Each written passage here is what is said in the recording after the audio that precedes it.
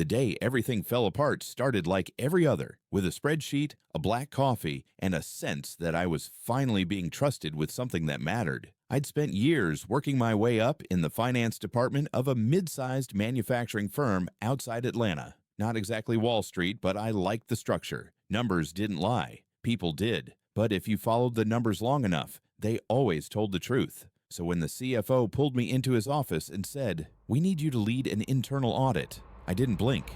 He gave me the details: a suspected leak in procurement, anomalies in vendor payments, inconsistencies in inventory reports. Nothing explosive, at least not yet. But something wasn't right, and they needed someone discreet, objective, thorough. That was me. I was told to keep it quiet. No alarms, no assumptions. Just follow the paper trail and report what I found. I took the assignment seriously. What I didn't expect was to find everything else along the way. Let me back up. I'm Mark Hadley, 38. I've worked at the same company, Greystone Tools, for almost 11 years. Steady job, good benefits, upper middle management. I'm the guy who always remembers birthdays and keeps the annual budget binder in 3 backups. My wife, Allison, is 35.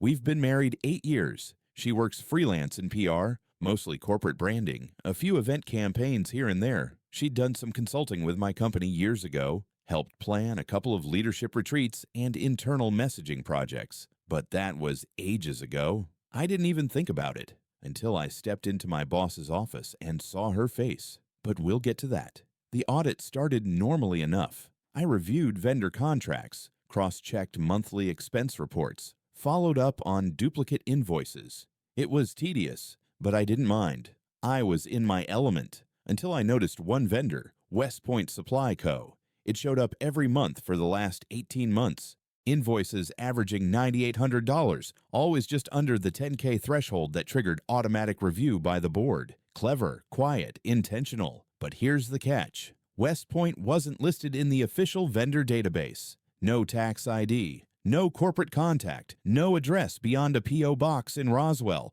I flagged it. I dug deeper. The payments were processed through a single office, executive operations, approved directly under Stephen Langston, our COO, my boss. The same man who smiled at me across the table at quarterly reviews. The one who toasted my last promotion with a bottle of bourbon and told me I was going places. I didn't confront him. Not yet. Instead, I followed the trail to his executive suite, under the pretense of requesting archived purchase orders. His assistant, Karen, was out sick. No one else was on the floor. I knocked, waited, then stepped in. The office was empty. His computer was locked, but the file cabinet wasn't. Inside, folders, contracts, a thumb drive, and a black envelope marked confidential. I shouldn't have opened it, but I did. Inside were half a dozen 8ARS-10 photos. Glossy, high resolution, obviously taken professionally. They were of Allison, my wife, in a navy blue dress, in the executive lounge, smiling, standing next to Stephen. One photo showed them holding champagne flutes. Another had his hand on the small of her back. Not inappropriate, not exactly, but familiar. One of the photos was signed. To Stephen, "Thanks for everything. You always know how to take care of me." No date, no context, just her handwriting. I stood there, holding the photo like it might burn me. It wasn't proof of an affair. Not yet. But in that moment, the lines between audit and personal life blurred so fast I couldn't tell where my marriage ended and my job began. Because now I had 2 problems. My boss was stealing from the company. My wife might have been helping him do it. I walked out of that office slower than I came in, closed the door behind me, kept my face calm, said nothing. Inside, I was spiraling. The envelope, the photos, the inscription in her handwriting, the one I knew better than my own. My wife smiling beside my boss, toasting him in a lounge I'd never seen her in. A black envelope sitting in a locked drawer like a memento of something I was never supposed to find. I didn't go back to my desk. I went home.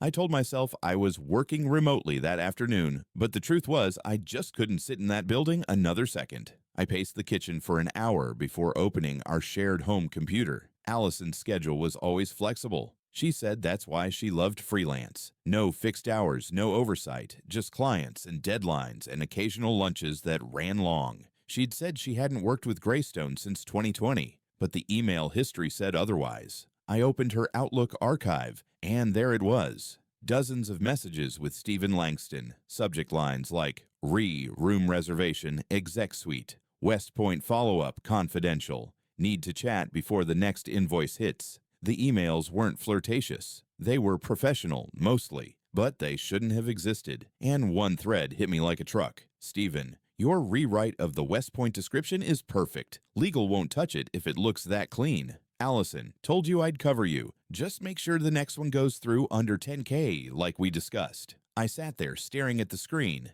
every illusion about my wife and my job collapsing in real time. She wasn't just part of it. She was in on it. She helped him fabricate the vendor, helped him phrase the documentation so it slid past every compliance review. She'd always been good with words, with appearances, with saying just enough to seem transparent while keeping her real thoughts locked up behind a smile. I didn't confront her that night. I didn't trust myself to. She came home late, said she had a meeting that ran over, kissed my cheek, poured herself a glass of wine, sat on the couch like everything was normal. I asked casually, "Ever hear from Stephen Langston anymore?" She paused, just enough, then said, "Not really. Why?"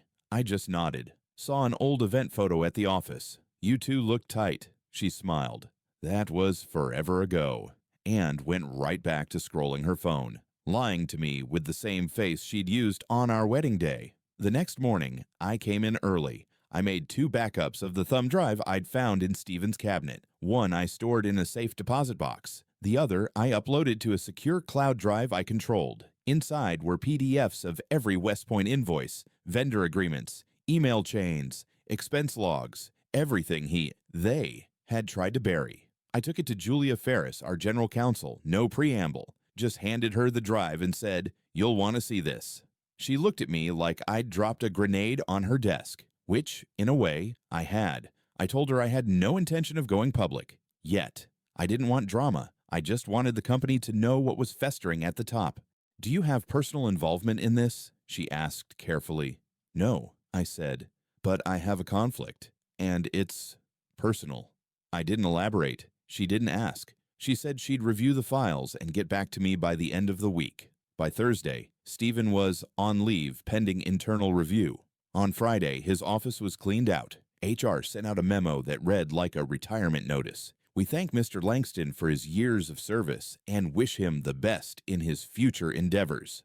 They didn't mention the 6-figure fraud. They didn't mention my wife, but I wasn't done. That night, Allison came home to find a single manila envelope on the dining table. Inside was a printed copy of the email thread, the photo, and a handwritten note from me.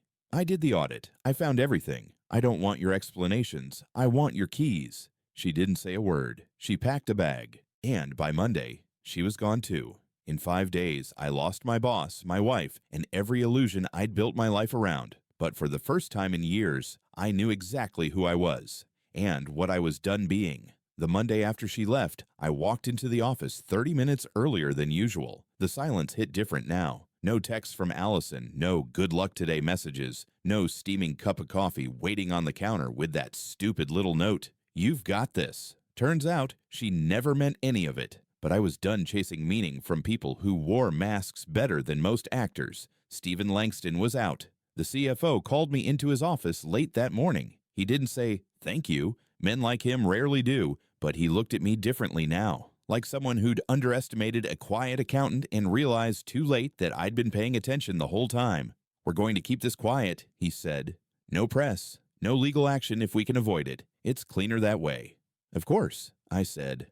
"Cleaner for the company." He gave me a long look. "You sure you're all right, Mark?" I nodded once. "Eventually." That was the most honest answer I had.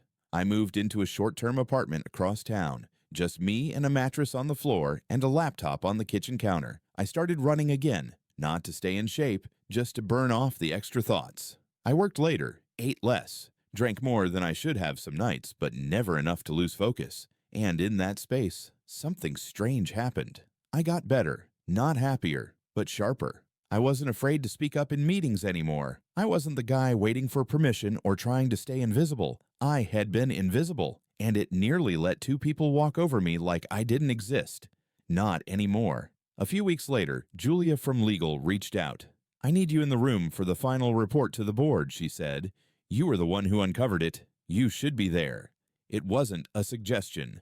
I walked into that conference room in a suit I'd worn once for an anniversary dinner with Allison, the one where I'd toasted to building something real. What a joke. The board members sat in a half circle, quiet, curious. Two had probably heard rumors already. I sat beside Julia as she walked them through the findings. She never mentioned my name, never said the word fraud or scandal. She just outlined the facts like clean, sharp math. When she was done, they turned to me. "Anything to add?" one of the directors asked. I nodded. "Stephen Langston used trust as a smokescreen," I said. "He built relationships, not results. And no one questioned him because he smiled in every meeting and signed every bonus check." They didn't interrupt. "I'm not interested in revenge," I continued, "but I do want to make sure this company starts asking harder questions, because people like him don't just walk in the front door, they're invited." One of the board members, a woman in her 60s with sharp eyes and sharper instincts, leaned forward. "We agree, and we'd like to see you stay involved in oversight as we move forward." I didn't answer right away. I just looked around the table at the people who'd once ignored my name in emails and brushed off my budget notes. And then I said, "I'll consider it." Because now I had leverage. I never saw Allison again, not in person. She emailed once, said she wanted to talk, explain, apologize, said she didn't expect it to go that far, that she wasn't thinking clearly, that it wasn't personal. That last part made me laugh out loud. Wasn't personal? It was only personal. I didn't reply, not because I hated her, but because I didn't owe her a damn thing. You don't get to come back when the person you burned is finally learning how to stand taller without you. 6 months later, the company promoted me, Senior Director of Compliance and Internal Risk, new office, new team, new mindset. I still keep the photo. The one of Allison and Stephen in the executive lounge, champagne flutes in hand, smiling like nothing in the world could touch them. It sits in a drawer at the bottom of my desk, not as a reminder of betrayal, but as proof that when the truth shows up, it doesn't knock. It kicks the door in. By the 1-year mark, almost everything about my life had changed. New role, new apartment, new circle of people who understood what earned respect looked like, the kind that doesn't come from title plaques or holiday toasts, but from truth, from being the guy who doesn't blink when things get ugly. The board had quietly overhauled several executive procedures after Stephen's exit. Compliance got sharper, vendor policies were rewritten, people started triple-checking what they used to rubber stamp. They never made a public statement about what happened, but they didn't have to. The silence said enough.